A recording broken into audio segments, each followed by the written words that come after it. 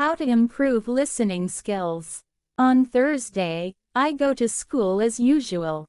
During our English class, one of the students, Ethan, raises his hand and asks an interesting question.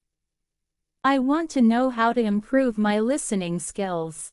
I try to listen to English songs and watch some videos, but I still don't understand much. What's the best way to get better at listening? Our teacher, Ms. Carter, smiles and says, "That's an excellent question, Ethan." Good listening skills are very important for learning English.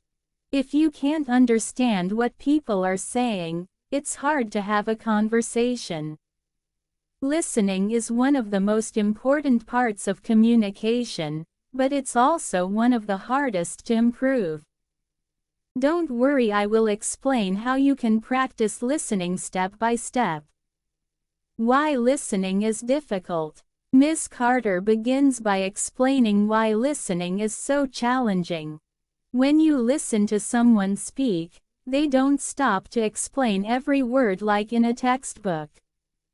They talk fast, they use slang, and sometimes they don't speak clearly. That's why listening practice is so important. She writes a list on the board. First, you don't need to understand every word. Second, listen for the main idea. Third, practice every day.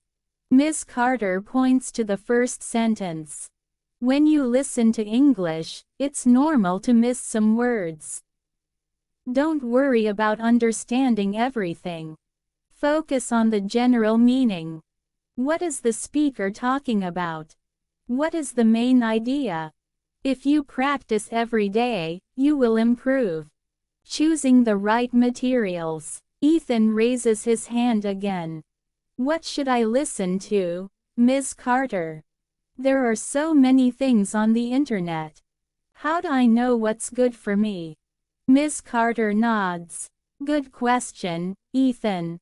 There are two main types of materials you can use: audio recordings and videos or films. Both are great for practicing, but they work in different ways. She continues, when you use audio recordings, it's best to start with materials that are at your level. For example, there are books in simplified English that come with audio recordings. These books are fantastic because you can choose a level that matches your English ability. Read the book first to understand the story, then listen to the recording. This way, you know what to expect, and you can focus on the pronunciation and rhythm of the words. Ms. Carter writes some websites on the board.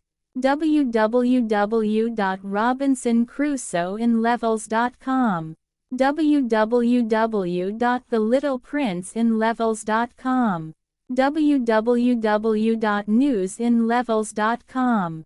These websites have books and news in simple English. You can read and listen at the same time. If you like current events, try News in Levels. It's a great resource, and you can choose from 3 difficulty levels. Watching films and videos. Next, Ms. Carter talks about films and videos. Movies and YouTube videos are also excellent for listening practice, especially if you like watching things in your free time. But there's a trick to using them effectively. She looks at the class. First, watch the film with subtitles in your language. This will help you understand the story. Then, watch it again with English subtitles. The second time, you'll notice many new words and phrases.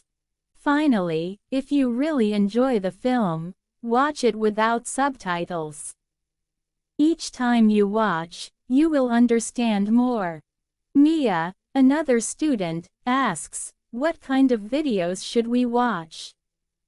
Great question, Mia, Ms. Carter replies.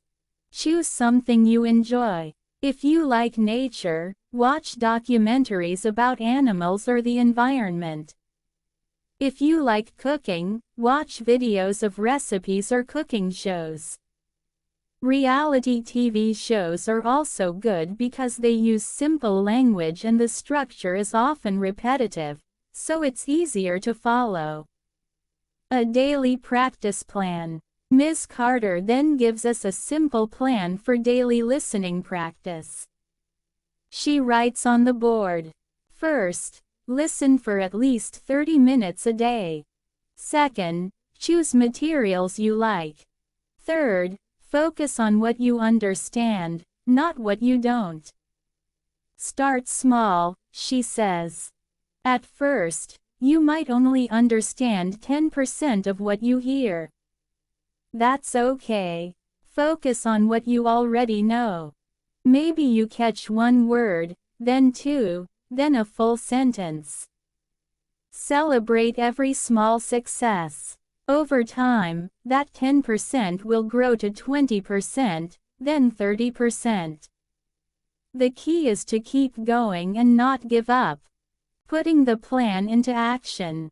After class, I feel excited to try Ms. Carter's advice. On my way home, I decide to use my phone to listen to an audiobook from one of the websites she mentioned.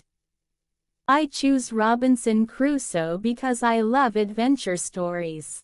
I listen to the first chapter while walking, and even though I don't understand every word, I enjoy the story. Later at home, I watch an episode of a nature documentary on YouTube. This time, I follow Ms. Carter's advice and watch it with subtitles in my language first. Then, I watch it again with English subtitles. I am surprised at how much I understand the second time. The weekend plan. On Saturday, my friend Ethan invites me to his house. He says, "Let's watch a movie together in English. We can practice listening." I agree, and we choose a funny comedy. We watch it first with English subtitles, laughing at the jokes. Then, we try to watch it again without subtitles. It's harder, but I feel proud when I recognize some of the words I learned earlier. A new habit. By the end of the weekend, I feel more confident about listening. I understand now that improving takes time and practice. I make a promise to myself every day, I will listen to something in English, even if it's just for 15 or 20 minutes.